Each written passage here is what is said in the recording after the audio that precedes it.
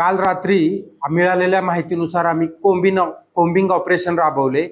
त्यामध्ये आम्हाला मोमीनपुरा भागात 47 गोवंश मिळून आले। त्याची अंदाजे किंमत 7 लाख आहे। त्याला आम्ही ताब्यात घेतले संरक्षणासाठी आणि ते गोवंश आम्ही त्यांच्या देखभालीसाठी एका गोशाळेत घेऊन गेलेलो आहोत आणि गुन्हा नोंद करून पुढील आरोपींना अटक करण्याची कारवाई करीत आहोत।